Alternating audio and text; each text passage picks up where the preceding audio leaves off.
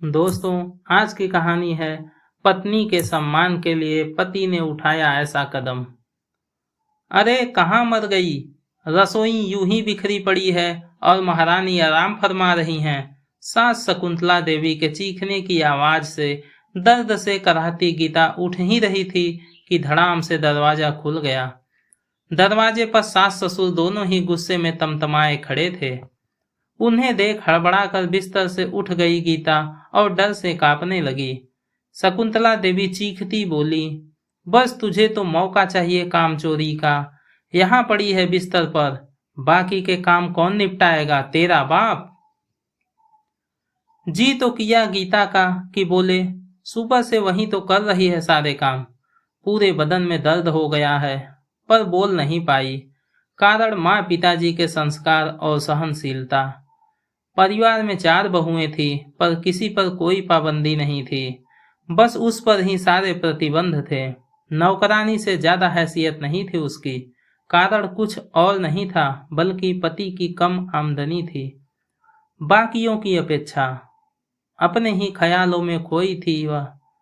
कितना कुछ कह डाला सास ससुर ने उसे, एहसास भी ना हुआ।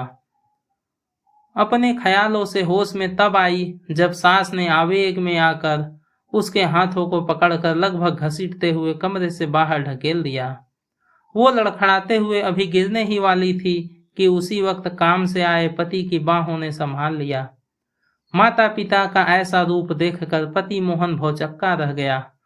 पत्नी के साथ ऐसी बदसलूकी होता देख बिना किसी से कुछ कहे और कोई सवाल किए गीता से बोला, कुछ कहने की जरूरत नहीं है गीता, चलो यहाँ से, अब मैं और तुम्हारी ऐसी बेइज्जती सहन नहीं कर सकता। अब हम उस घर में नहीं रह सकते जहाँ इंसानों से ज्यादा पैसों को अहमियत दी जाती हो। ऐसा बोलकर दोनों वहां से उसी वक्त अपना जरूरी सामान लेकर चले गए, पर पीछे छोड़ गए ढेर सारे काम जो निकम्मी गीता करती थी, और घर के वह छोटे छोटे काम जो सबसे कम पैसा कमाने वाला बेटा करता था, जिसे अब शकुंतला देवी और उनके पति को करने थे, क्योंकि घर के बाकी तीनों बेटे पैसे कमाने में व्यस्त थे और बहुएं अपने शौक पूरे करने में। गीता और मोहन अपनी जिम्मेदारियों को समझते हुए अपने कर्तव्यों को कर रहे थे, लेकिन माता पिता दोनों मोहन को हर चीज में कम आंकते और हमेशा कटुतानों से पेट भर देते थे, जिसका परिणाम बेचारी गीता को ही भुगतना पड़ता। कम आमदनी वाले पति की पत्नी जो ठहरी। गीता और मोहन को अब घर छोड़े लगभग 6 महीने से ज्यादा हो गया। माँ बाप ने खबर तक नहीं ली। किस मुंह से खबर लेते, हिम्मत ही नहीं जुटा पाए बेटे से बात करने की। पैसा कमाने वाले तीनों बेटों पर से घमंड जो चकनाचूर हो चुका था, क्योंकि मोहन घर का बड़ा बेटा था। जब तक वह साथ था, बाकी बेटों की हिम्मत नहीं हुई माँ पिताजी को कुछ कह पाते। शायद बड़े भाई की इज्जत थी या डर, जो भी हो, गीता और मोहन के रहते आज तक किसी ने चूं तक नहीं की थी शकुंतला देवी और उसके पति से। लेकिन गीता मोहन के घर छोड़ने के 10 दिन बाद तीनों बहुओं ने और बेटों ने बड़ी ही चालाकी और धोखाधड़ी से घर के कागज अपने नाम करवा लिए। मकान, गहने, जेवर सब लूट लिया।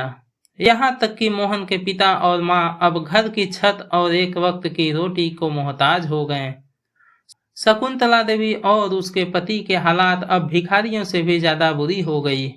एक दिन गीता मंदिर की सीढ़ियां चढ़ रही थी कि अचानक फटे पुराने कपड़े पहने एक औरत, चेहरा ऐसा कि जैसे महीनों से नहाई ना हो, गीता से हाथ आगे करके कुछ खाने को मांगा। भूख लगी है सेठानी, कुछ खाने को दे दो। जैसे ही गीता ने चेहरा घुमाकर कुछ देने के लिए हाथ आगे बढ़ाया, देखा तो देखती रह गई और हक्का बक्का हुई। गीता बोली, माँ जी, आप यहाँ इस हालत में? गीता के मन में एक पल भी ख्याल नहीं आया कि कैसे उसके सास ससुर ने उसका और उसके पति मोहन का जीना दूभर किया था। तुरंत देखते ही बोली, चलिए मेरे साथ, यहाँ से चलिए, और पापा जी कहाँ हैं? शकुंतला बस टकटकी लगाकर देखती रह गई, क्योंकि गीता के दिन बदल गए थे। अब वह लाचार और मजबूर गीता जो नहीं थी। जो उनके सामने महंगी साड़ी और गहने से लदी गीता की खूबसूरती से आंखें ना हटने वाली थी, पूरी सेठानी ही लग रही थी। पहले तो शकुंतला देवी ने आश्चर्य भरी निगाहों से गीता को ऊपर से नीचे तक निहारा और पूरी तरह पहचान जाने पर देखते ही देखते गीता के पैरों में गिर गई और वह रो रो कर अपने किए की माफी मांगने लगी। अपने पैरों को खींचते हुए तभी गीता ने कहा, माँ जी, यह आप क्या कर रही हैं? आप प्लीज मुझे जीते जी नर्क में मत भेजिए। चलिए घर चलते हैं। अब शकुंतला देवी और उनके पति बड़े बेटे और बहू की हैसियत को देखकर आंखें शर्म से झुकी हुई थी। घर, गाड़ी, नौकर चाकर सब था दोनों के पास। दोनों ने यह पाने के लिए दिन रात एक करके आज यह मुकाम जो पाया था। बहू बेटे से अपने अपने किए की माफी मांगकर अब गीता और मोहन को कभी न दिया गया माता पिता द्वारा मान सम्मान और भर भर के खूब सारा प्यार दुलार किया, जिसके लिए गीता और मोहन हमेशा तरसते थे।